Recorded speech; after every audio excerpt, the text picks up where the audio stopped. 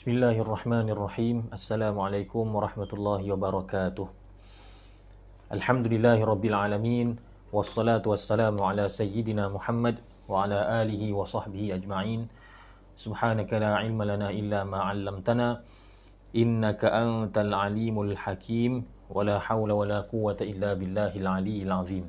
Alhamdulillah, muslimin muslimat, ibu-ibu, ayah-ayah yang dimuliakan oleh Allah Subhanahu wa taala, syukur pada Allah Subhanahu wa taala pada hari Jumaat, pada hari ini, pagi ini dapat kita sama-sama meneruskan kembali kuliah tafsir kita menerusi surah Yasin. Ya, mudah-mudahan Allah Subhanahu wa taala memberkati pertemuan kita walaupun hanya dilakukan secara di alam maya, tapi kita harapkan mudah-mudahan ada keberkatan dan kita dikurniakan kefahaman serta taufik untuk beramal dan menyampaikan isi kandungan ayat-ayat yang kita akan pelajari. Baik, insya-Allah pada hari ini kita akan membaca ayat yang ke-41 dan seterusnya. Jadi insya-Allah kita akan baca ayat 41 dahulu sehingga 44. A'udzu billahi minasy syaithanir rajim. Bismillahirrahmanirrahim. Bismillahirrahmanirrahim. Wa ayatul lahum anna hamalna dzurriyyatahum fil fulkil mashhun wa khalaqna lahum min mithlihi ma yarkabun. Wa inna sya' nughriqhum fala sarikha lahum wa la hum yunqadhun illa rahmatan minna wa mata'an ila hin. Shadaqallahul azim. Baik, Allah Subhanahu wa taala berfirman, mafhumnya di dalam ayat yang ke-41, wa ayatul lahum anna hamalna dzurriyyatahum fil fulkil mashhun. Wa ayatul lahum anna hamalna dzurriyyatahum fil fulkil mashhun. Dan ayat, iaitu tanda yang menunjukkan kekuasaan Allah Subhanahu wa taala, ayat yang dibentangkan kepada mereka, ya, yang dibentangkan kepada mereka, iaitu siapa dia? Iaitu orang-orang manusia, terutamanya orang-orang musyrikin Quraisy yang mengingkari hari kebangkitan semula. Jadi Allah kata wa ayatul lahum, ayat atau bukti yang menunjukkan, yang menjelaskan kepada mereka tentang kekuasaan Allah Subhanahu wa taala ialah apa dia? Anna hamalna dzurriyyatahum fil fulkil mashhun, bahawa sesungguhnya kami, kata Allah Subhanahu wa taala, membawa zuriat mereka, fil fulkil mashhun, di dalam kapal yang muat, kapal yang syarat dengan muatan, yang diisi dengan muatan. Berkenaan dengan ayat ini ada beberapa tafsiran yang dikemukakan oleh ulama. Ada ulama yang mengatakan bahawa ayat ini ataupun tanda kebesaran Allah, kekuasaan Allah Subhanahu wa taala yang nak dinyatakan dalam ayat ini ialah bahawasanya Allah Subhanahu wa taala telah menjadikan kapal itu boleh menampung zuriat-zuriat mereka, iaitu siapa dia? Zuriat-zuriat ahli Mekah, sama ada yang besar maupun yang kecil. Atau dengan kata lain, Allah Taala nak menyatakan kepada orang-orang musyrikin Quraisy bahawa di antara ayat-ayat tanda-tanda kebesaran dan kekuasaan kami ialah kami bawakan manusia naik ke atas, dapat naik kapal-kapal yang mana kapal tadi tidak tenggelam. Ini adalah antara tanda-tanda kekuasaan Allah Subhanahu wa taala. Kapal yang berat yang berisi dengan manusia tak tenggelam. Tak tenggelam.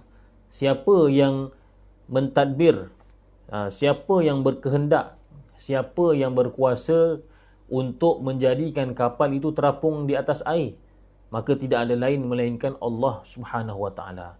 Kalau bukan dengan rahmat Allah Ta'ala, maka pastilah ya, semua yang berada di atas kapal itu semua akan ditenggelamkan oleh air. Lebih-lebih lagi kalau sekiranya kita berlayar di kawasan yang ombaknya tinggi, ya, yang mana apa ni, di kawasan laut yang dalam dan sebagainya, maka ya, kalaulah tanpa rahmat Allah Ta'ala, pasti dan pasti kapal-kapal semuanya akan tenggelam. Tapi dengan rahmat Allah, dengan kehendak Allah, dengan kudrat Allah Subhanahu Wa Ta'ala, maka kapal-kapal itu semuanya elok terapung, berlayar dan dapat membawa zuriat-zuriat manusia. Maknanya dapat membawa orang-orang yang menaiki kapal dari satu tempat ke satu tempat. Itu semua adalah tanda-tanda kekuasaan Allah Subhanahu Wa Ta'ala. Ini kalau mengikut satu tafsiran. Ya, maknanya tafsiran ini menafsirkan lahum. Lahum itu kembali kepada ahli Mekah, sebagaimana yang disebutkan oleh Syekh Tantawi. Dan zurriyatahum maksudnya adalah anak cucu mereka, anak cucu penduduk Mekah. Dan yang dimaksudkan dengan al-fulkil mashhun, kalau mengikut tafsiran ini, maksudnya ialah mana-mana jenis kapal. Mana-mana jenis kapal yang diisi dengan muatan. Tetapi ada sebahagian ulama melihat bahawa ayat ini sebenarnya menceritakan tentang satu peristiwa yang khusus. Bukannya menceritakan tentang betapa Allah Subhanahu Wa Ta'ala menjadikan kapal-kapal itu mampu untuk menampung zuriat-zuriat penduduk Mekah dan mereka pergi berlayar dan sebagainya. Tak. Tetapi kalau mengikut pendapat ulama, mengikut pendapat kedua, ulama yang berpegang dengan pendapat kedua mengatakan bahawa lahum itu ialah keseluruhan manusia, bukan sahaja penduduk Mekah. Dan yang dimaksudkan dengan zurriyatahum itu ialah bapa-bapa mereka yang terdahulu. Maksudnya nenek moyang mereka yang terdahulu. Tok nenek mereka dahulu, ya, mereka mereka dibawa oleh Allah Subhanahu Wa Ta'ala di dalam kapal. Maknanya Allah Ta'ala menempatkan mereka, ya, di dalam kapal dan kapal itu terapung, tidak tenggelam. Dan kalau mengikut tafsiran kedua ini, yang dimaksudkan dengan al-falak al-mashhun, maksudnya ialah kapal Nabi Nuh alaihi salam. Jadi kalau mengikut tafsiran kedua, ya, ulama yang berpegang dengan pendapat kedua ini melihat ayat ini berkaitan dengan peristiwa banjir besar yang berlaku pada zaman Nabi Nuh, di mana Allah Subhanahu Wa Ta'ala telah menyelamatkan Nabi Nuh alaihi salam dan kaumnya dan umatnya, ya, yang mana apabila mereka masuk ke dalam kapal dan apabila banjir itu semakin lama semakin naik, semakin tinggi paras airnya, maka kapal tadi berlayar dan orang-orang yang menaiki kapal tadi semuanya terselamat. Maka kalau mengikut tafsiran kedua, ayat ini bermaksud untuk mengingatkan kepada orang-orang, pada seluruh manusia, bahawasanya nenek moyang kita yang terdahulu, iaitu, ya, orang-orang yang menaiki kapal Nabi Nuh, mereka pernah diselamatkan oleh Allah Subhanahu Wa Ta'ala. Hamalna zurriyatahum.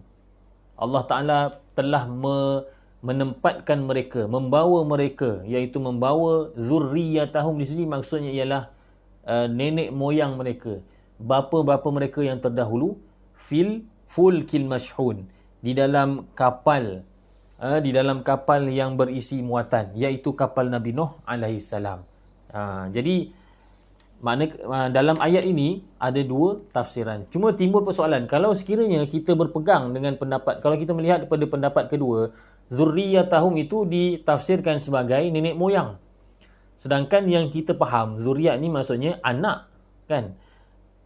Zuriat ni maksudnya keluarga belah bawah, anak, cucu, cicit dan sebagainya. Yang kita fahamlah. Jadi boleh ke zurriyatahum itu ditafsirkan, diterjemahkan sebagai nenek moyang?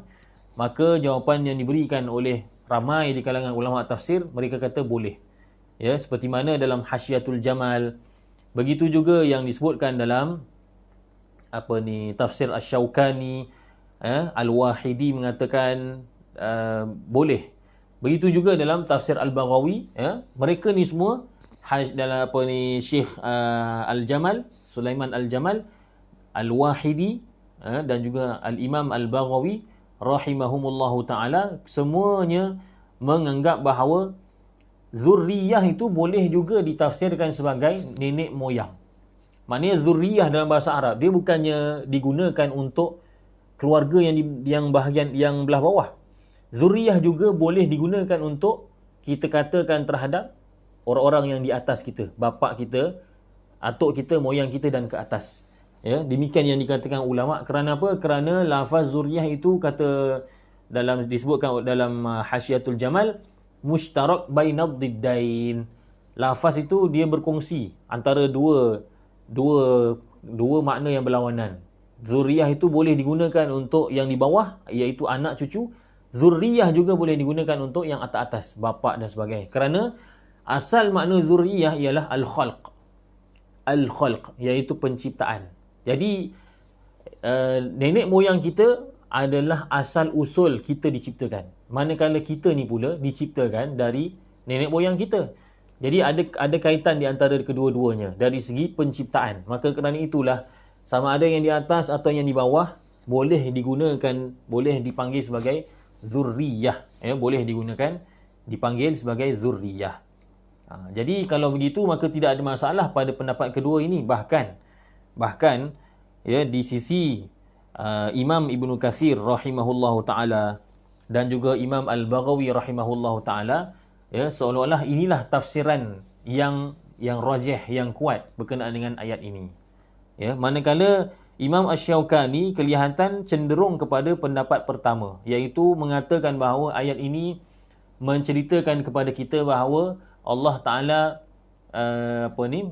membawa manusia ataupun anak-anak keturunan yang bawah daripada penduduk Mekah. Jadi maknanya bukannya menceritakan tentang kekuasaan Allah Taala yang pada dalam peristiwa yang khusus, iaitu peristiwa banjir besar pada zaman Nabi Nuh, tidak. Maknanya dalam ayat ini ada dua pendapat. Ya, Allah Taala nak menyatakan pada kita dan juga khususnya pada orang musyrikin Mekah tentang kekuasaan Allah Taala, tanda kekuasaan Allah. Jadi antara tanda kekuasaan Allah Taala ialah Allah Taala Maha berkuasa untuk menjadikan manusia boleh berada di atas kapal dalam keadaan tidak tenggelam. Cuma kapal yang dimaksudkan dalam ayat ini, adakah kapal yang umum ataupun kapal yang merujuk kepada kapal Nabi Nuh AS? Maka di situlah terdapatnya perbezaan pendapat di kalangan ulama. Ada ulama mengatakan kapal yang dimaksudkan di sini ialah kapal umum. Kapal umum. Jadi mana-mana manusia selepas daripada selepas daripada penduduk Mekah yang menaiki kapal, maka mereka tu semua adalah tanda kebesaran Allah Subhanahu Wa Taala. Bolehnya mereka naik kapal itu adalah tanda kekuasaan Allah Taala. Tapi kalau mengikut pendapat kedua, kapal yang dimaksudkan dalam ayat ini iaitu al-fulkil mashhun ialah kapal Nabi Nuh AS. Kalau begitu maka maksud ayat ini ialah di antara tanda-tanda kekuasaan Allah ialah Allah Taala pada zaman dahulu telah menjadikan nenek moyang mereka, iaitu nenek moyang manusia atau nenek moyang penduduk Mekah, iaitu siapa dia? Iaitu orang-orang yang hidup pada zaman Nabi Nuh AS. Mereka pernah diselamatkan oleh Allah Subhanahu Wa Taala, di mana Allah Subhanahu Wa Taala membawa mereka di atas al-fulkil mashhun, iaitu kapal Nabi Nuh AS, dan itu merupakan tanda kekuasaan Allah Subhanahu Wa Taala. Walaupun jua tafsiran sama ada kapal Nabi Nuh ke atau kapal yang bersifat umum, maknanya tidak khusus kepada Nabi Nuh, mana-mana kapal sekalipun, maka mana-mana tafsiran sekalipun menunjukkan kekuasaan Allah Subhanahu Wa Taala. Kerana tanpa rahmat daripada Allah Taala pasti kapal akan tenggelam. Pasti kapal akan tenggelam. Kemudian Allah Subhanahu Wa Taala menyatakan wa khalaqna lahum mim mislihi ma yarkabun, dan kami ciptakan bagi mereka semisalnya yang sama dengannya, ma yarkabun, apa yang mereka boleh menaikinya. Apa yang mereka boleh menaikinya. Dalam potongan ayat ini juga ada dua tafsiran, ya. Apa yang dimaksudkan dalam ayat ini sebenarnya? Allah kata kami menciptakan bagi mereka juga, iaitu bagi manusia. yang semisal dengannya, yang sama dengan kapal yang kita sebutkan tadi, yang disebutkan pada ayat sebelumnya, ma yarkabun, apa yang mereka boleh menaikinya. Iaitu apa dia? Kata Imam Qurtubi menjelaskan dua makna. Ya, salah satunya ialah seperti mana pendapat Mujahid, Qatadah dan lain-lain, dan itulah pendapat yang dirajihkan oleh Imam Al-Baydawi. Yang dimaksudkan dengan ayat ini ialah Allah Ta'ala juga menciptakan unta. Ya, kerana unta itu ma yarkabun, apa yang, iaitu kenderaan yang dinaiki oleh mereka, iaitu orang Arab. Jadi Allah Subhanahu Wa Taala mengingatkan kepada mereka bahawa di antara nikmat dan kekuasaan, tanda kekuasaan Allah Subhanahu Wa Taala terhadap mereka ialah bukan sahaja Allah menjadikan mereka itu boleh naik atas kapal tak tenggelam, bahkan Allah juga ciptakan bagi mereka suatu tunggangan yang fungsinya macam kapal. Sebab tu disebut mim mislihi. Mim mislihi, iaitu yang semisal dengan kapal, yang fungsinya macam kapal, misal, sama dengan kapal. Iaitu apa dia? Iaitu kalau mengikut pendapat pertama, maksudnya ialah unta. Kerana itu Syekh Tantawi dan juga Imam Qurtubi rahimahullah ta'ala menyatakan, ya, orang Arab menamakan unta sebagai safinah, sebagai kapal. Orang Arab menamakan unta sebagai kapal. Sebab apa? Sebab banyak persamaan. Dengan unta itu mereka dapat bergerak dari satu tempat ke satu tempat. Unta juga boleh menanggung dan menampung muatan yang banyak, ya. Unta juga, ya, tidak banyak karenah, makna kata dia boleh berjalan sendiri. Kita duduk atas tu kita tak payah nak tak perlu kita nak jaga sangat. Sebagaimana kapal dia boleh berlayar sendiri, kita hanya adjust, hanya kawal sikit-sikit saja, tak perlu tak perlu kita memberikan tumpuan yang penuh. Berbeza dengan kuda, sebab kuda laju sangat. Jadi perlu kepada penjagaan. Tak boleh kita leka, kalau leka habislah kita terpesong. Maka orang Arab menamakan unta sebagai kapal. Ya. Maka ini pendapat pertama, pendapat Imam Mujahid, Imam Qatadah dan lain-lain. Manakala pendapat kedua mengatakan bahawa, pendapat kedua ni ialah pendapat Al-Hasan, Al-Dhahhak, Abu Malik, bahkan An-Nahas mengatakan inilah pendapat yang lebih sahih kerana ia berasal dari riwayat Ibn Abbas yang sanadnya bersambung, ya. Dan Imam Qurtubi juga mengatakan inilah pendapat yang paling sahih, pendapat kedua ni. Apa dia pendapat kedua? Pendapat kedua mengatakan mim mislihi itu maksudnya ialah kapal juga, tetapi kapal-kapal yang lain yang semisal kapal Nabi Nuh alaihissalam. Jadi kalau begitu, maksud ayat wa khalaqna lahum mim mislihi ma yarkabun, maksudnya ialah dan kami ciptakan bagi mereka kapal-kapal lain yang semisal, yang sama seperti kapal Nabi Nuh yang boleh dinaiki. Kalau mengikut tafsiran pertama tadi, maksudnya ialah unta.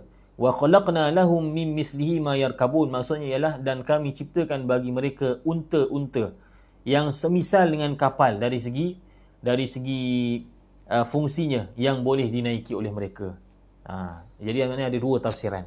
Walaupun dua tafsiran, sama ada yang dimaksudkan dengan potongan ayat ini ialah Allah juga menciptakan kapal yang lain, ataupun Allah juga menciptakan unta yang fungsinya sama seperti kapal. Apa jua tafsiran, ya, kesemuanya itu menunjukkan kekuasaan Allah Subhanahu Wa Taala. Semua kenderaan yang kita naiki, hatta kenderaan pada zaman moden, kenderaan kita, kereta kita, motor kita, semuanya bergerak dengan kehendak Allah Subhanahu Wa Taala.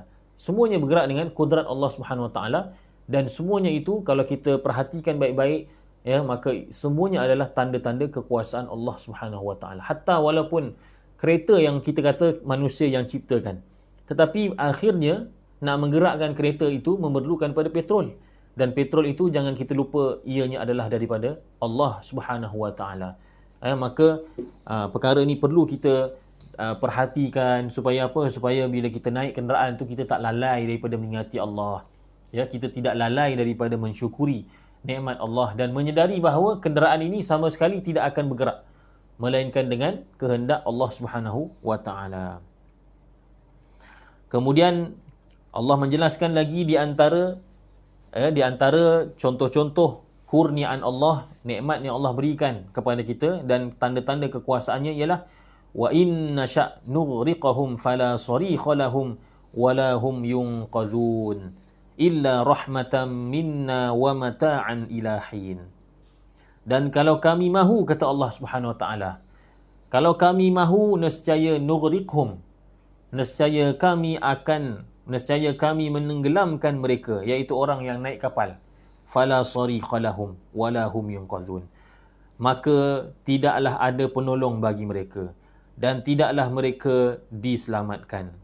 Maknanya kalau Allah Subhanahu wa taala nak, Allah taala boleh sahaja tidak menjadikan kapal itu terapung. Manusia naik sahaja atas kapal, tup, tenggelam. Kalau Allah nak, tetapi dengan rahmat Allah, illa rahmatan minna, kecuali dengan rahmat daripada kami. Hanya sahaja dengan rahmat Allah Ta'ala sahaja manusia boleh naik atas kapal dan kapal itu membawanya bergerak ke tempat lain, terapung elok dekat atas tanah, dekat atas air, sehingga membawa kepada daratan yang ditujuinya. Ini semua adalah rahmat daripada Allah. Kalau bukan kerana itu, maka nescaya, kata Allah Ta'ala, kalau kami mahu, kami boleh saja menenggelamkan. Dan kalau kami tenggelamkan, fala sarikha lahum, tidak ada pertolongan, tak ada siapa yang dapat menolong kalau Allah Subhanahu wa taala sudah berkehendak untuk menenggelamkan seseorang. Jadi bila kita naik kapal tu, kita kena beringatlah kan. Kita kena beringat bahawasanya kita ni boleh duduk elok atas kapal, kapal ni elok, stabil, itu semua dengan rahmat Allah. Kalau tidak, nescaya Allah akan tenggelamkan. Ya. Illa rahmatan minna wa mata'an ilahin. Ya. Kecuali rahmat daripada kami. Kecuali rahmat daripada kami, wa mata'an ilahin, dan kami memberikan padanya kehidupan sehinggalah waktu yang tertentu. Maksudnya ialah hanya sahaja kerana kami berikan dia penangguhan, ajalnya itu belum sampai lagi, ajalnya itu pada masa yang akan datang. Hanya kerana itu dan juga kerana rahmat kami, kata Allah Ta'ala, kerana itu mereka tidak tenggelam, tak mati. Tapi kalau bukan kerana rahmat Allah dan bukan kerana ajal mereka, maka pastilah mereka sudah tenggelam. Kemudian kita sambung lagi insya-Allah. Ayat yang ke-45, Allah Subhanahu wa taala berfirman, وَإِذَا قِيلَ لَهُمُ اتَّقُوا مَا بَيْنَ أَيْدِيكُمْ وَمَا خَلْفَكُمْ لَعَلَّكُمْ تُرْحَمُونَ وَمَا تَأْتِيهِمْ مِنْ آيَةٍ مِنْ آيَاتِ رَبِّهِمْ إِلَّا كَانُوا عَنْهَا مُعْرِضِينَ. Dan apabila dikatakan kepada mereka, iaitu orang-orang musyrikin Quraisy, ittaqu ma baina aydikum wa ma khalfakum, takutlah apa yang ada di antara dua tangan kamu. Maksudnya apa yang ada di depan kamu. Di antara dua tangan maknanya depanlah. Wa ma khalfakum, dan juga di belakang kamu. Takutlah apa yang di belakang kamu. La'allakum turhamun, mudah-mudahan kamu dirahmati. Jadi dalam ayat ini Allah Subhanahu wa taala berpesan kepada orang-orang musyrikin, dan kita sebagai orang yang beriman dengan kebenaran Al-Quran, kita juga mengambil pengajaran.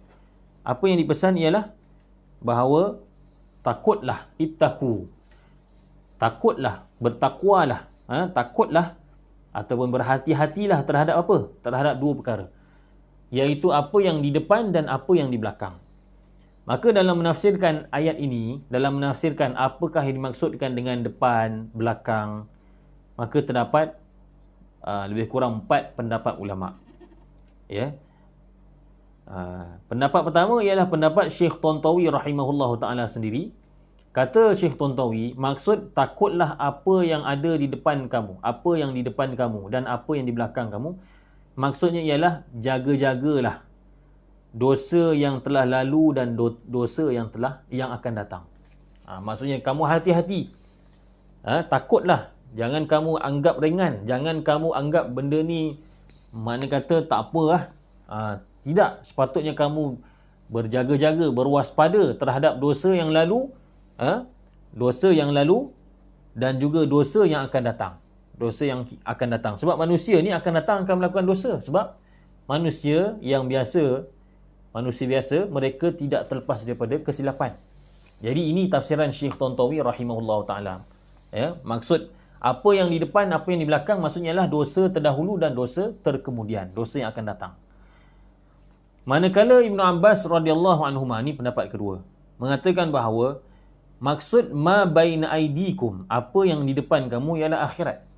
Sebab kita seluruh manusia ni menuju ke alam akhirat. Makin lama kita makin dekat kepada alam akhirat. Ya, dan maksud wa ma khalfakum, apa yang di belakang kamu, maksudnya ialah dunia. Sebab makin lama kita meninggalkan dunia.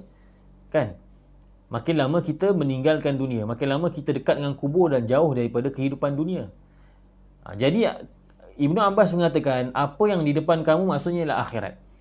Apa yang di belakang kamu ialah dunia. Tapi apakah maksud ittaqu ma baina aidikum? Takutlah apa yang di akhirat dan di dunia.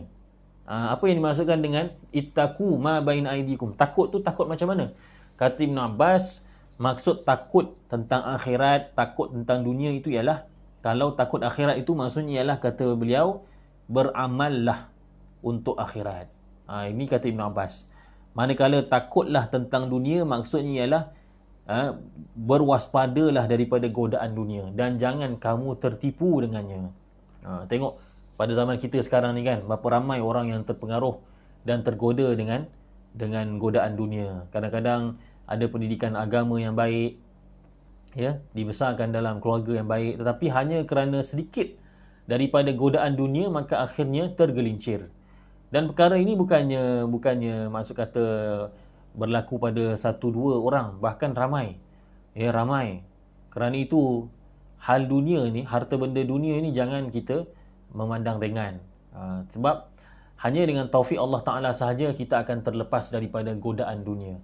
Maka kerana itu kita kena hati-hati. Jangan kita rasa kita ini makna kata hebat sangatlah sampai maknanya kebal daripada godaan dunia. Tidak. Kerana itu Ibn Abbas kata, maksud takutlah apa yang di belakang kamu, maksudnya lah takutlah tentang dunia. Dan apa pula maksud takut tentang dunia? Maksudnya ihzaruha, berwaspadalah daripada godaan dunia, wala taghtarru biha, dan jangan kamu tertipu dengan dia. Ya Allah, mudah-mudahan kita tidak tertipu dengan dunia. Sebab itu Sayyidina Ali radhiyallahu anhu pernah mengatakan, ya dunia, wahai dunia, ghurri ghairi, kamu pergilah tipu daya orang lain, jangan tipu daya aku. Kamu pergilah tipu daya orang lain, ya, jangan kamu tipu daya aku. Talaqtuki, kata Sayyidina Ali, aku telah menceraikan kamu wahai dunia salasan, dengan talak 3. Ini kata Sayyidina Ali radhiyallahu anhu. Jadi Sayyidina Ali ni memang jaga-jaga sungguh dengan tipu daya dunia, sehingga dia menceraikan dunia dengan talak 3. Jadi kalau talak 1 ni makna kata boleh rujuk lagi, tapi kalau talak 3 tidak boleh rujuk. Maknanya memang Sayyidina Ali telah putuskan langsung hatinya daripada dunia, hatinya hanya untuk Allah Subhanahu Wa Taala sahaja. Manakala pendapat ketiga berkenaan dengan ayat ini, pendapat Qatadah dan juga Muqatil, kata mereka, ittaqu ma baina aidikum, maksudnya ialah takutlah, ya, kejadian-kejadian yang berlaku yang menimpa terhadap umat-umat terdahulu. Maksud ittaqu ma baina aidikum, kalau mengikut tafsiran yang dikemukakan oleh Qatadah dan Muqatil, maksudnya hati-hati, jaga-jaga, takutlah, waspadalah terhadap kejadian-kejadian, azab-azab yang telah ditimpa kepada umat terdahulu. Jangan sampai kita mengulang kesalahan yang sama lalu ditimpa azab yang sama. Manakala wama khalfakum, dan takutlah apa yang di belakang kamu, maksudnya adalah takutlah azab di hari akhirat. Jadi mereka Muqatil dan Qatadah menganggap bahawa yang di belakang tu ialah akhirat. Mungkin kerana apa? Kerana akhirat ni kita tak nampak. Jadi kerana itu ditafsirkan wama khalfakum sebagai hari akhirat. Manakala tafsiran keempat ialah yang dinukilkan oleh Imam Asy-Syaukani tanpa menyebut nama ulama yang berpegang dengan pendapat tersebut, hanya dikatakan ada pendapat tersebut, Ya, maksud ma baina aidikum maksudnya ialah dosa yang zahir. Dosa yang zahir bagi kamu, dosa yang nampak. Wa ma khalfakum maksudnya ialah ma khafiya ankum, dosa yang tidak nampak daripada kamu. Ini pun tafsiran yang bagus. Ya, kalau begitu maka tafsiran ittaqu ma baina aidikum wa ma khalfakum maksudnya ialah takutlah dosa sama ada yang nampak ataupun yang tidak nampak. Ini yang dikatakan takwa yang sebenar, iaitu kita bukan sahaja tidak menzahirkan dosa yang nampak, tetapi dosa yang tak nampak juga kita berhati-hati, kita berjaga-jaga. Kadang-kadang orang lain nampak kita baik, tapi kita sendiri tahu ada dosa yang kita sembunyikan daripada orang lain. Maka orang yang bertakwa, dia bukan sahaja melepaskan diri daripada dosa yang zahir, bahkan dia juga melepaskan diri daripada dosa yang batin. Baik, kemudian Allah Subhanahu wa taala berfirman, "Wa ma ta'tihim min ayatin min ayati rabbihim illa kanu 'anha mu'ridin." Dan tidaklah datang kepada mereka satu ayat daripada ayat-ayat Tuhan mereka, melainkan mereka berpaling daripadanya. Inilah keadaan. Inilah keadaan orang-orang musyrikin Quraisy yang mana diberikan beberapa ayat-ayat Allah Subhanahu Wa Taala, satu demi satu diberikan pada mereka, tetapi mereka berpaling, tetap mereka mengingkari hari akhirat, hari kebangkitan semula. Kemudian Allah Subhanahu Wa Taala menjelaskan lagi, وَإِذَا قِيلَ لَهُمْ أَنْفِقُوا مِمَّا رَزَقَكُمُ اللَّهُ قَالَ الَّذِينَ كَفَرُوا لِلَّذِينَ آمَنُوا أَنُطْعِمُ مَنْ لَوْ يَشَاءُ اللَّهُ أَطْعَمَهُ إِنْ أَنْتُمْ إِلَّا فِي ضَلَالٍ مُبِينٍ. Dan apabila dikatakan kepada mereka ni kepada siapa? Iaitu kepada musyrikin Quraisy, penduduk Mekah yang musyrik, yang kafir. Anfiqu mimma razaqakumullah. Infaklah, maknanya sedekahkanlah, berikan harta kamu di jalan Allah, sumbangkan harta kamu, infak. Anfiqu mimma razaqakumullah. Infakkanlah daripada apa yang Allah telah berikan kepada kamu. Maka apa jawab mereka? Qala allazina kafaru. Allah kata, orang-orang kafir mengatakan setelah mereka disuruh untuk infak, mereka jawab apa dia? Apa jawapan mereka? Mereka mengatakan kepada orang-orang yang beriman, anut'imu man law yasha'ullahu at'amah. Adakah patut kami memberikan makan kepada orang-orang yang kalau Allah kehendaki, nescaya Allah sendiri akan bagi dia makan? Nampak? Ini perangai orang kafir. Disuruh supaya infak, kan? Marilah sama-sama kita infak, marilah sama-sama kita bersedekah, bagi makan kepada orang-orang fakir miskin. Tapi apa jawapan orang kafir? Dia kata, buat apa kami nak infak? Ni golongan-golongan fakir miskin ni, kalau Allah nak memberikan mereka makan, maka nescaya dah lama dah Allah bagi makan. Jadi kenapa kami nak infak? Allah kan maha berkuasa. Ini jawapan yang sangat keji, sangat buruk lidah mereka. Bahasanya, adab mereka kepada Allah Subhanahu Wa Taala memang sangat teruk. Inilah jawapan mereka. Dan kalau zaman sekarang ni pun kadang-kadang kita lihat ada juga macam tu. Orang-orang yang jenis jawapannya macam tu. Bukan sahaja tidak mahu infak, bahkan mereka memberikan jawapan-jawapan yang menunjukkan kebiadaban mereka terhadap Allah Subhanahu Wa Taala. Berkenaan dengan ayat ini, para ulama telah menyebutkan beberapa sebab nuzul ataupun sebab turunnya ayat ini. Dan ada beberapa riwayat ataupun versi kalau kita lihat dalam pelbagai tafsir. Cuma dalam tafsir Tantawi ini dinukilkan dua kisah yang menjadi latar belakang bagi ayat ini, yang dinukilkan dari Hasyiatul Jamal 'alal Jalalain. Pertamanya ialah riwayat pertama ialah menyebutkan bahawa Sayyidina Abu Bakar As-Siddiq radhiyallahu anhu, kita tahu beliau adalah seorang yang pemurah, yang banyak infak. Beliau ini memang suka dan sentiasa memberikan makan kepada orang-orang miskin di kalangan orang Islam. Maka pada satu hari Abu Jahal telah datang kepada dia, dan Abu Jahal mengatakan, "Wahai Abu Bakar, ataz'umu anna Allah qadirun ala it'ami haula?" Adakah kamu yakin bahawasanya Allah Ta'ala mampu untuk memberikan makan kepada mereka semua ni? Maka kata Sayyidina Abu Bakar, na'am, ya. Mestilah yakin Allah Ta'ala maha berkuasa. Maka kata Abu Jahal, fama baluhu lam yut'imhum. Habis tu kalau macam tu, kenapa Allah Ta'ala tak bagi makan pada mereka? Abu Jahal kata macam tu.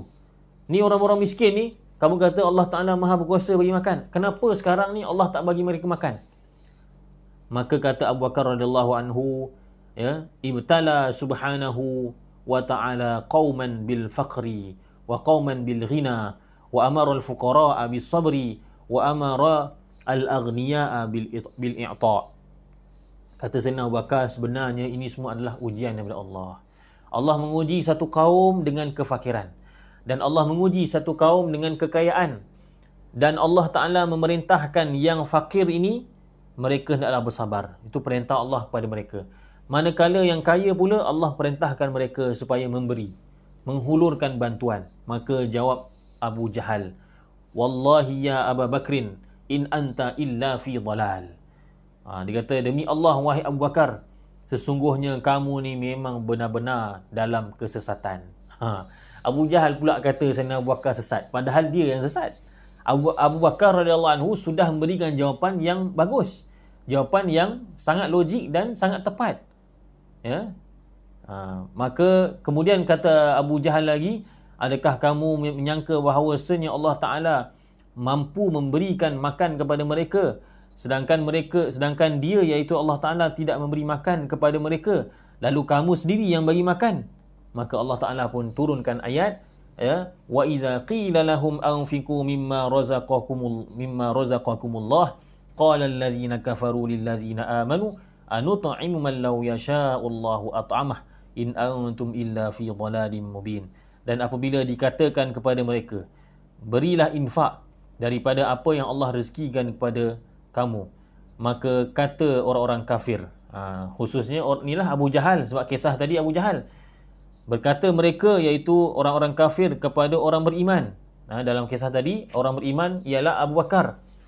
Ya, adakah patut kami memberikan makan kepada orang yang kalau Allah kehendaki nescaya Allah memberikan sendiri makan kepada mereka? Kamu ni memang benar-benar dalam keadaan sesat yang nyata. Diturunkan ayat begitu untuk menemplak, ya, kata-kata ataupun cercaan ataupun Abu Jahal, ya. Manakala ada riwayat lain pula menyatakan bahawa ada seorang lelaki yang namanya Al-As bin Wa'il As-Sahmi. Ya, pada satu hari dia apabila dia diminta sedekah oleh orang miskin, maka Al-As bin Wa'il As-Sahmi ni mengatakan kepada si miskin tadi, pergilah kamu pada Tuhan kamu.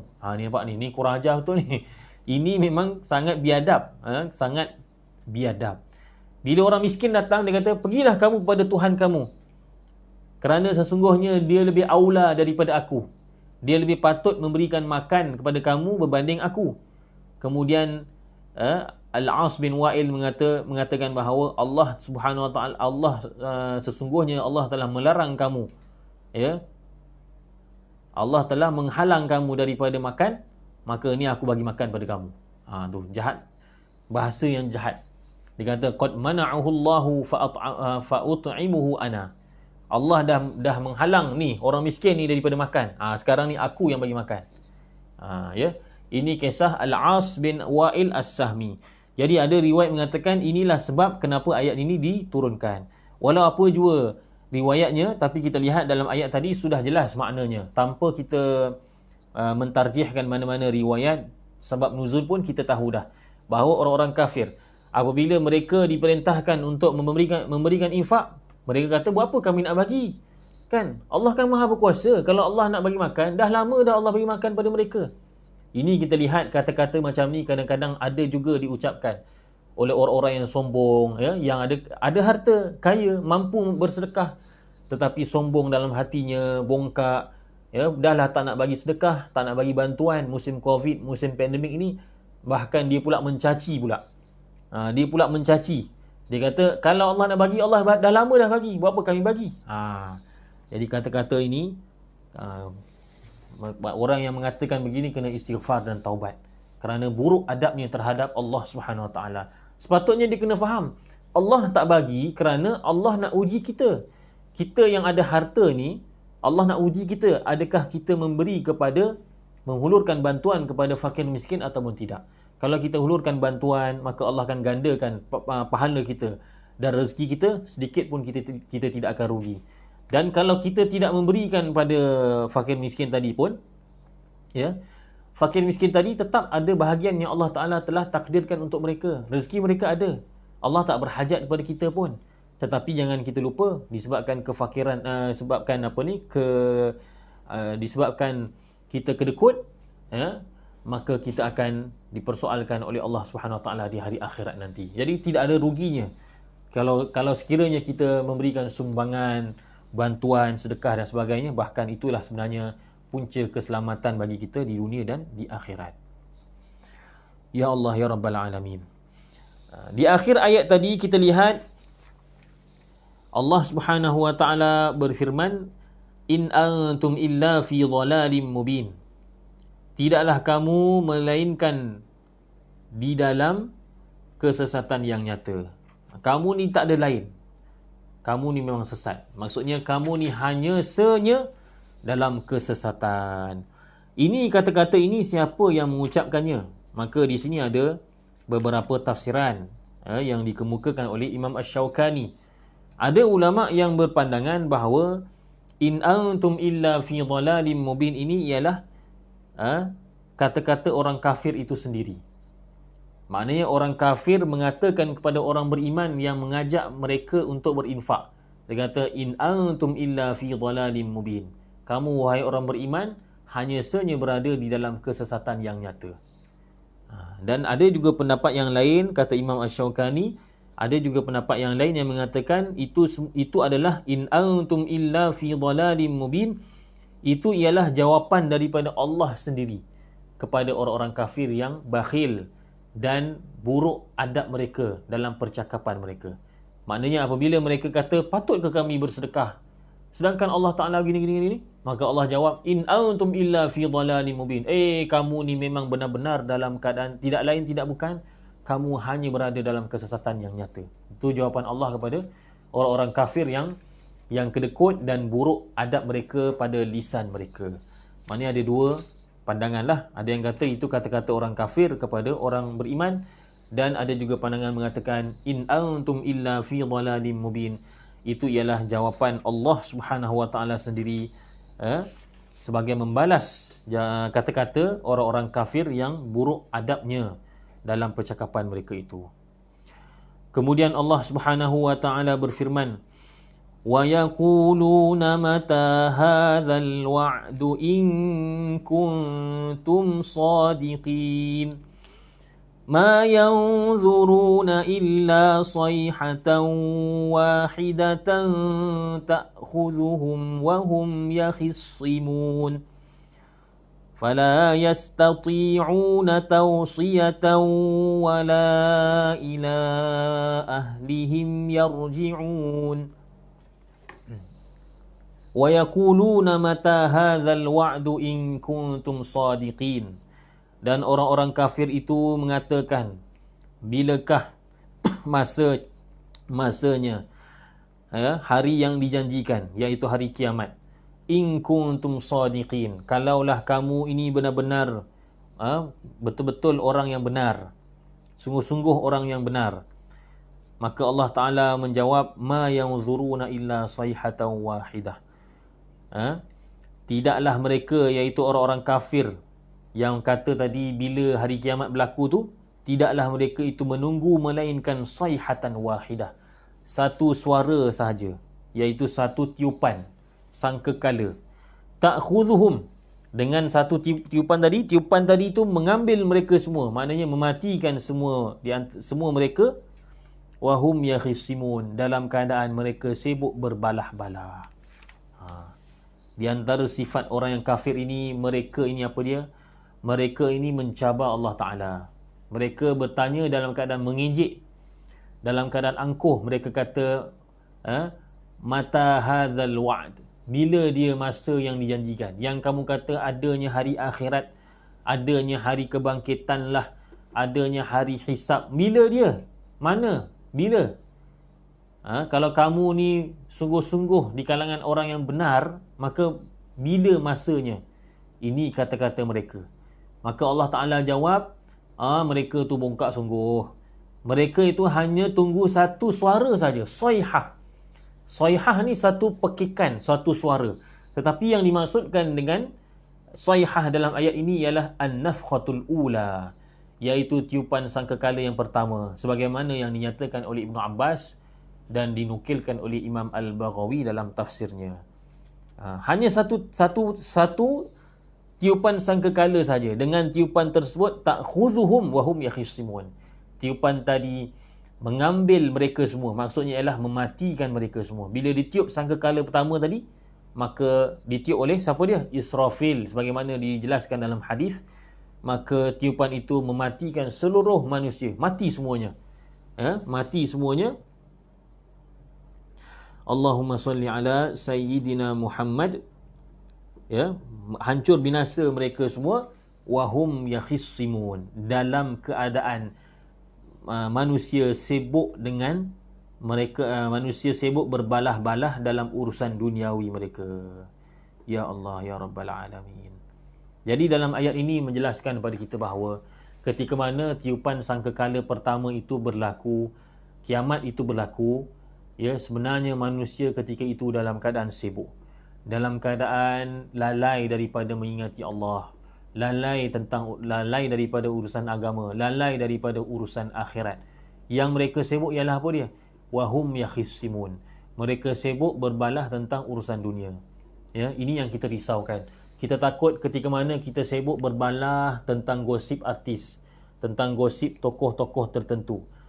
Tatkala kita sibuk berbalah tentang politik, tentang merebut jawatan, tatkala kita sibuk berbalah berkenaan dengan bola, sibuk bercakar-cakaran, bergaduh tentang bola sepak, tentang hiburan, tentang politik, tentang jawatan-jawatan, jatuh-menjatuhkan, rebut-merebut, lobi-melobi. Tatkala kita yakhisimun, manusia yakhisimun, berbalah-balah. Dan termasuk juga berbalah-balah, kata ulama, berbalah-balah berkenaan dengan perniagaan, tawar-menawar, saling tawar-menawar. Ambil lah ni, saya bagi awak begini. Tak apalah, saya tetap dengan harga ni, tapi awak bagi macam ni.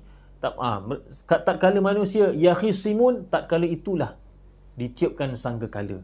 Ini yang kita risaukan. Bahkan disebutkan dalam hadis riwayat Bukhari dan Muslim daripada Abu Hurairah radhiyallahu anhu, Rasulullah sallallahu alaihi wasallam bersabda, la taqumanna as-sa'atu wa qad nashara ar-rajulani thawbahuma bainahuma. La taqumanna as-sa'atu wa qad nashara ar-rajulani thawbahuma bainahuma fala yatabaya'anihi wa la yatwiyanihi. Kiamat pasti akan berlaku, kata Nabi sallallahu alaihi wasallam, dalam keadaan dua orang lelaki sibuk membentangkan pakaian mereka. Maknanya sibuk berjual beli pakaian. Fala yatabaya'anihi. Dan kiamat berlaku, maka tak sempat mereka nak jual beli. Wala yatwiyanihi. Dan tak sempat mereka nak kemas. Tak sempat mereka nak lipat baju tadi. Wala taqumanna as-sa'atu war-rajulu yalitu hawdahu wala yasqi minhu. Dan kiamat pasti akan berlaku dalam keadaan seorang lelaki itu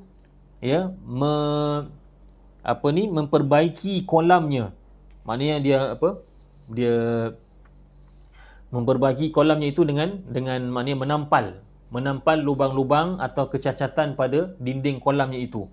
Fala yasqi minhu, dalam keadaan dia tak sempat, dia tidak sempat pun minum daripada air kolamnya itu. Wala taqumanna as-sa'atu wa qadin sarafa ar-rajulu bilabani naqatihi fala yat'amuhu. Kiamat pasti akan berlaku dalam keadaan seorang lelaki dia balik daripada untanya dengan membawa susu untanya, lalu dia tidak sempat meminumnya. Wala taqumanna as-sa'atu wa qad rafa'a aklatahu ila famihi fala yat'amuha. Dan kiamat pasti akan berlaku dalam keadaan seseorang itu telah mengangkat suapannya ke mulutnya, tetapi dia tidak sempat memakannya. Maknanya kiamat akan berlaku. Ya, as-sayhah ataupun an-nafkhah, tiupan sangkakala pertama itu akan ditiupkan tatkala manusia semuanya dalam keadaan sibuk. Yang berniaga sibuk tawar menawar baju dan sebagainya, dalam keadaan itulah berlakunya kiamat. Ketika mana manusia sibuk dengan urusan duniawi, perah susu unta, balik nak minum, sebelum sempat dia minum, kiamat sudah berlaku, telah ditiupkan sangkakala. Ketika mana seorang lelaki sibuk dengan pertanian dia, dia sibuk untuk memperbaiki kolamnya itu, sibuk dengan dunia, ketika itulah kiamat berlaku, ditiupkan sangkakala, dan dia tidak sempat minum daripada air yang akan ditadah di dalam kolam itu. Dan juga dan kiamat itu berlaku tatkala apa dia? Tatkala seorang lelaki itu sibuk dengan makanannya. Ketika mana dia mengangkat makanan nak masukkan dalam mulut dia, ditiupkan sangkakala, maka dia sendiri tak sempat nak makan daripada suapan yang ada di tangan dia. Inilah keadaan kiamat, keadaan tiupan sangkakala. Kerana itu apabila kita sibuk dengan duniawi, terus kita kena rasa berjaga-jaga dalam hati. Kita kena rasa risau, takut-takut dalam keadaan kita sibuk berbalah, tawar menawar dalam perniagaan, sibuk kita menguruskan duniawi kita. Kita takut dalam keadaan itu kiamat berlaku. Dalam keadaan itu kiamat berlaku. Dan seperti mana yang disebutkan dalam Quran dan juga hadis, itulah yang pasti akan berlaku. Makna kata, tiupan sangkakala itu akan berlaku dalam keadaan wahum yakhisimun, manusia sibuk berbalah-balah tentang urusan duniawi. Ya Allah, mudah-mudahan kita ini tidak lalai hati kita daripada mengingati Allah dan kehidupan akhirat. Walaupun kita sibuk dengan urusan duniawi, kita niatkan ianya adalah untuk kehidupan akhirat kita. Jangan kita duniawi hanya semata-mata untuk duniawi. Kalau begitu, maka kita khawatir dalam keadaan itu berlakunya kiamat, maka apa pun kita tak sempat.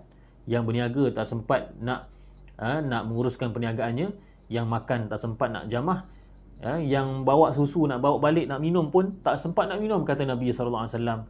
Ini yang kita khawatirkan. Mudah-mudahan kita ini apabila bertemu dengan kiamat, ataupun kita meninggal dunia sebelum kiamat, kita berada dalam keadaan beramal soleh, dalam keadaan kebaikan dan persiapan untuk melakukan persiapan untuk menuju ke alam akhirat. Kemudian Allah Subhanahu wa taala berfirman, "Fala yastati'una tawsiyatan wala ila ahlihim yarji'un." Apabila ditiupkan sangkakala, maka tidaklah manusia itu mampu untuk tausiah. Apa maksud tausiah? Tausiah maksudnya ialah pesan, wasiat. Sebab itu kadang-kadang di setengah masjid dan surau, tazkirah itu dinamakan sebagai tausiah. Tausiah dari Syekh Fulan, tausiah dari Al-Habib Fulan. Jadi tausiah itu maksudnya wasiat, iaitu pesanan-pesanan. Jadi Allah kata, fala yastati'una tausiyah. Bila berlakunya kiamat, bila ditiupkan sangkakala pertama, maka manusia tidak sempat untuk melakukan apa-apa wasiat. Dah tak sempat dah. Dah kiamat dah pun. Wala ila ahlihim yarji'un. Dan tidak juga mereka sempat untuk kembali kepada ahli keluarga mereka. Tak sempat dah. Sebagaimana yang Nabi SAW sebut dalam hadis yang kita bacakan tadi. Kemudian Allah Subhanahu Wa Taala berfirman lagi, wa nufikha fis suri fa idza hum minal ajdasi ila rabbihim yansilun. Dan ditiupkan pula ke dalam sangkakala. Ditiupkan sangkakala, maka apabila ditiupkan, mereka semua iaitu manusia semuanya bangun daripada kubur-kubur mereka dan menuju kepada Tuhan mereka. Jadi dalam ayat ini ada beberapa kalimah yang mungkin kita jarang kita tengok. Contohnya as-sur. Sur ni apa? Sur ni ialah sangkakala. Sur ini kata Nabi SAW, ia adalah bentuknya ialah seperti tanduk. Tanduk. Macam kita tengok trompet zaman dulu kan. Dibuat dari tanduk yang melengkung. Di dalamnya itu dilubangkan supaya angin boleh keluar. Jadi sur itu, kata Nabi SAW, ialah satu tanduk yang diperintahkan kepada Israfil untuk meniupkannya apabila tiba waktunya. Cuma bentuk tanduk itu besar mana, berapa banyak lubangnya, itu hanya Allah Ta'ala sahaja yang tahu. Dan pastinya besarlah, kan, sesuai dengan saiz alam ini. Jadi apabila malaikat Israfil itu tiup sahaja, tanduk tadi yang melengkung tadi tu, sur, sangkakala itu, tiup sekali maka hancur semua. Dan tiup kali kedua, maka semuanya yansilun, semuanya menuju kepada Allah Subhanahu Wa Taala, bangkit daripada ajdath. Apa dia ajdath? Ajdath ialah jamak kepada jadath, dan jadath ialah kubur. Jadath maksudnya ialah kubur. Yansilun maksudnya ialah mereka bersegera menuju ke arah sesuatu. Jadi bila ditiupkan sangkakala yang kedua, maka mereka bangun daripada kubur masing-masing dan mereka semua akan bersegera menuju kepada Tuhan mereka, iaitu menuju ke tempat yang ditentukan oleh Allah Subhanahu Wa Taala untuk berhimpun. Itulah dia mahsyar, atau orang Melayu kata padang mahsyar, ya, padang mahsyar. Maka jelas di sini bahawa wajib kita beriman dengan adanya tiupan sangkakala. Jumhur ulama mengatakan bahawa tiupan sangkakala itu berlaku 2 kali, seperti mana yang kita sebutkan tadilah, iaitu nafkhatul fana, ya, iaitu tiupan yang pertama ialah tiupan yang membinasakan semua manusia. Manakala tiupan yang kedua ialah nafkhatul ba'th, iaitu tiupan yang membangkitkan seluruh manusia daripada kubur-kubur mereka dan tempat-tempat mereka mati. 2 saja. Ini disebutkan oleh Imam Baijuri dalam Tuhfatul Murid, syarah kepada Jauharah At-Tauhid. Manakala sebahagian ulama, sebagaimana Imam Ibn Kathir rahimahullahu ta'ala, Imam Ibn Kathir mengatakan bahawa tiupan sangkakala itu ada 3. Bukan 2 tapi 3. Maknanya ada satu lagi yang ditambah pada awal, iaitu apa dia? Iaitu nafkhatul faza'. Ada satu tiupan yang bertujuan untuk menakutkan manusia. Menakutkan manusia. Jadi kata Imam Ibn Kathir, apabila ditiupkan nafkhatul faza', maka seluruh manusia akan menjadi ketakutan. Kemudian ditiupkan sangkakala yang kedua, nafkhatul fana', ataupun ada nama lain dia, saya lupa, tapi makna kata samalah. Tiupan yang kedua barulah semua manusia mati. Kemudian tiupan yang ketiga barulah semua manusia dibangkitkan semula. Ini kalau mengikut pendapat Imam Ibn Kathir rahimahullahu ta'ala. Apa pun pendapat yang kita pegang, 2 ke 3 ke, wajib kita beriman bahawa adanya tiupan sangkakala, dan wajib kita beriman bahawa dunia ini akan binasa. Kita semua akan dibangkitkan semula selepas tiupan sangkakala yang kedua atau ketiga kalau mengikut Imam Ibn Kathir. Dan apabila dibangkitkan semula, maka bermulalah hari penghisapan, dihitung segala amalan kita. Mudah-mudahan kita membuat persiapan untuk hari tersebut. Mudah-mudahan kita digolongkan digolongkan oleh Allah Subhanahu Wa Taala di kalangan orang-orang yang terselamat daripada huru-hara hari kiamat, huru-hara hari akhirat. Ya, mudah-mudahan apa yang kita pelajari pada hari ini dapat kita mengambil pengajaran, beramal selari dengannya, dan kita menyampaikan isi kandungannya terhadap orang lain. Sekian sahaja untuk hari ini. Terima kasih kepada tuan-tuan puan-puan yang mengikuti kuliah kita, ya. Dan sekiranya ada salah silap, mohon maaf dan juga teguran daripada tuan-tuan puan-puan muslimin muslimat. InsyaAllah semoga bertemu lagi pada kuliah yang akan datang. Wassalamualaikum warahmatullahi wabarakatuh.